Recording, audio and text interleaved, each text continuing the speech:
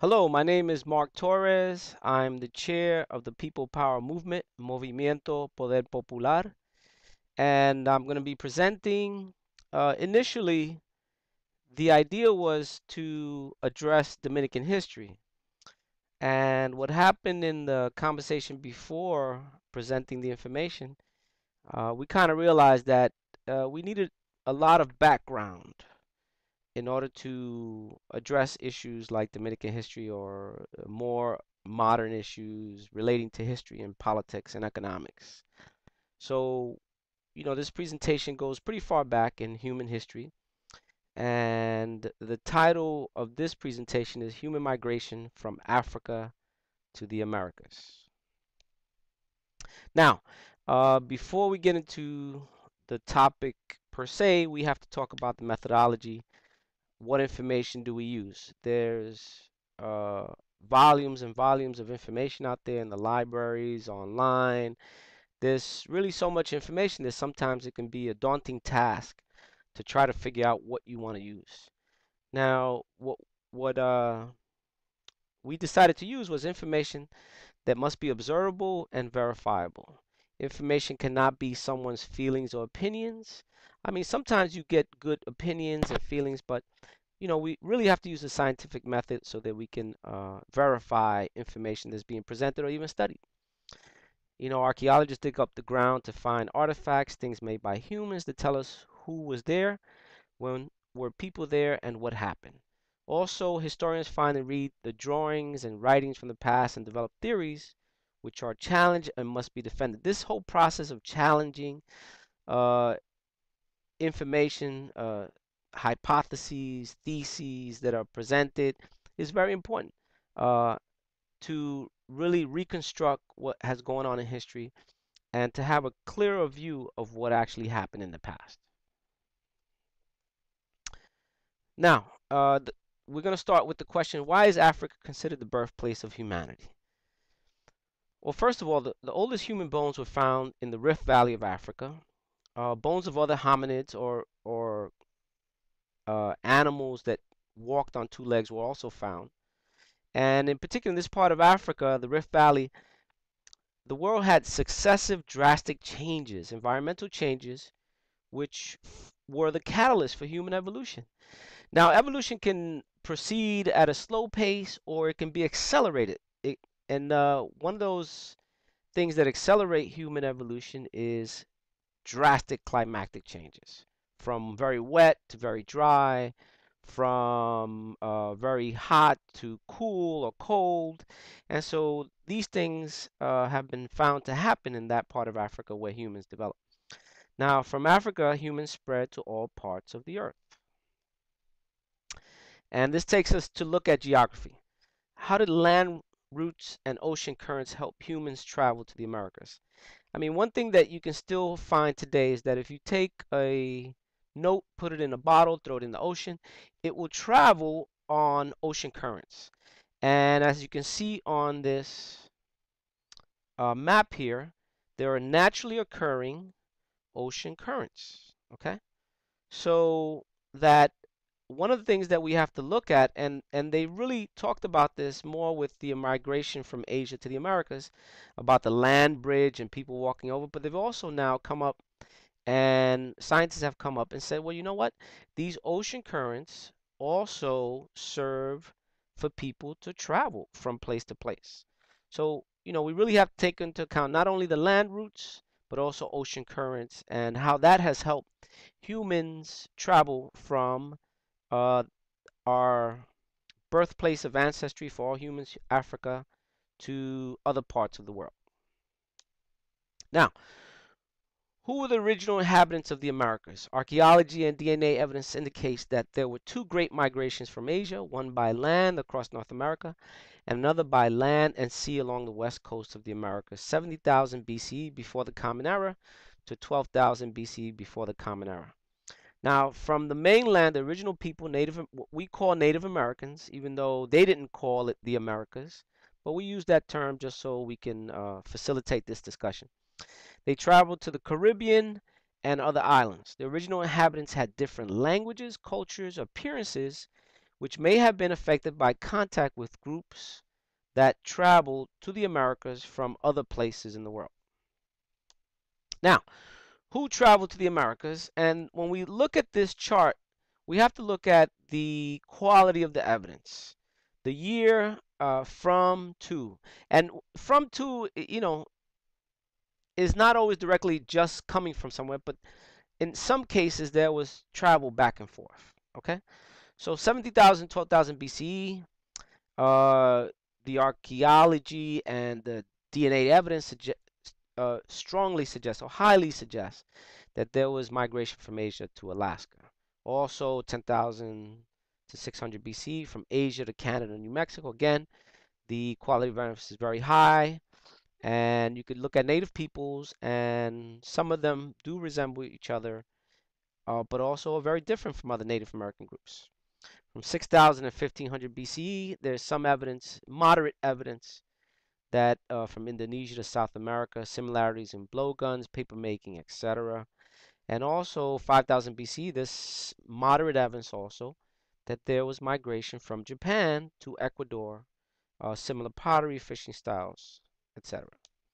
Now, we also have from Asia, again, Alaska, the quality of evidence is very high. The migration from Siberia to Alaska, there's been a lot of work done on that, and the quality is very high. Also from China to Mexico and Central America, Chinese stone anchors, Chinese legend, cultural similarities, 10,000, 1000 BC to 300 CE. Oh, that's rather BC. That's a mistake on the chart. From Afro-Phoenicia and Egypt to Central America, there's modern evidence, Negroid and Caucasoid sculpture and ceramics. Arab history also talks about that.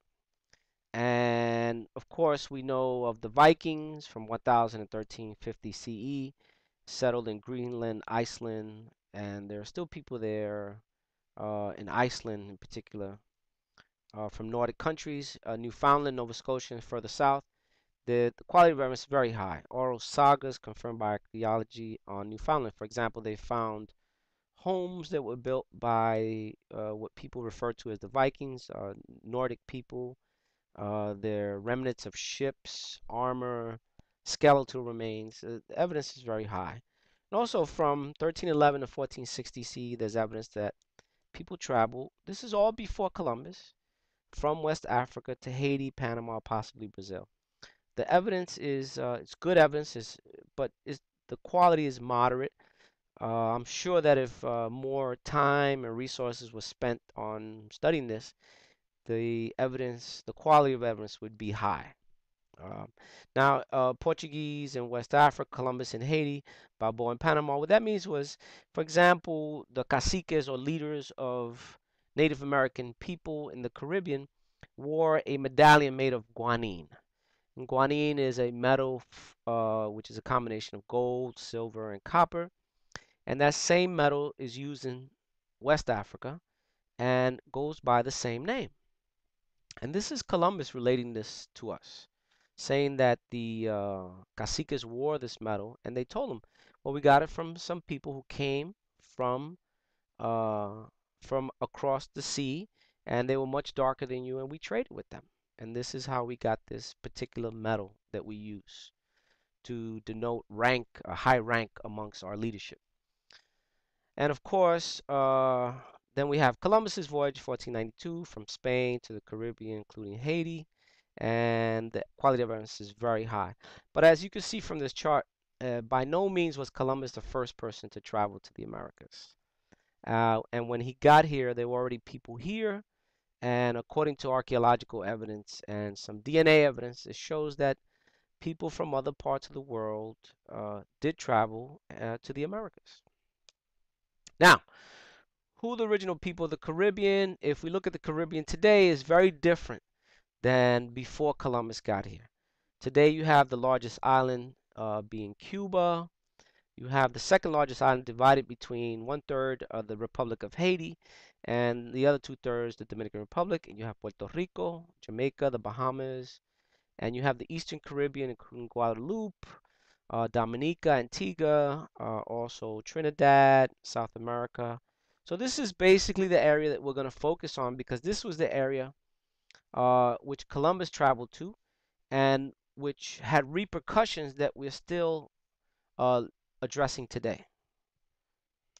Okay. Now, who are the original people of the Caribbean islands? Archaeologists and historians agree that there were many different Native American groups living in the Caribbean islands.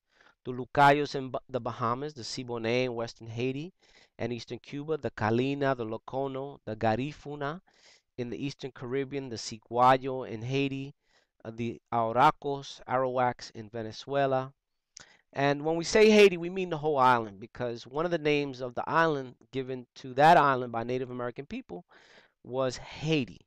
And there's strong evidence to suggest that that was a primary name given to the island. In Dominican Republic, many people use the term Quisqueya, but there's only one that I've seen historical reference to the naming the island Quisqueya. And some scholars believe that Dominicans use Quisqueya to differentiate their history from that of the citizens of the Republic of Haiti. So we'll use the term Haiti to denote the whole island. Now, the Native Americans were incorrectly called Indians by Columbus. He told the King and Queen of Spain that he was sailing west to get to the Indies. And so when he met people in the Caribbean, he called them Indios, or what we would say in English, Indians. But of course, they didn't call themselves that.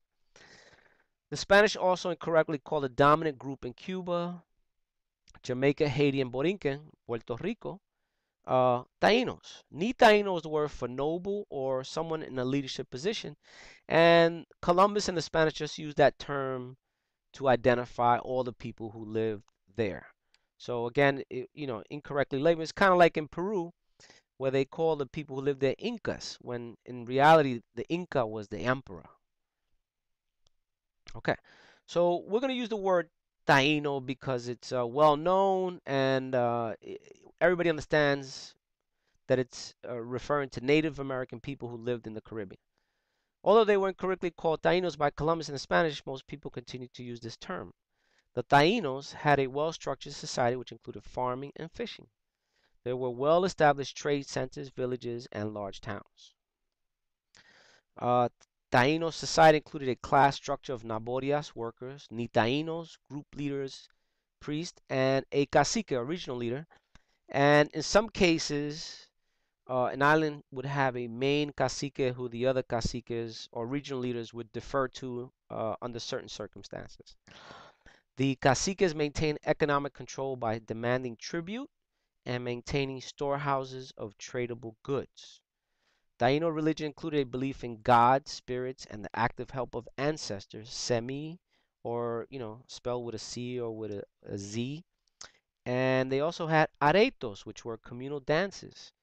There's a very famous salsa song called El Areto de Anacaona, and it talks about these communal dances, and it was a very popular song during the salsa, uh, the birth of salsa in New York City in the 1970s.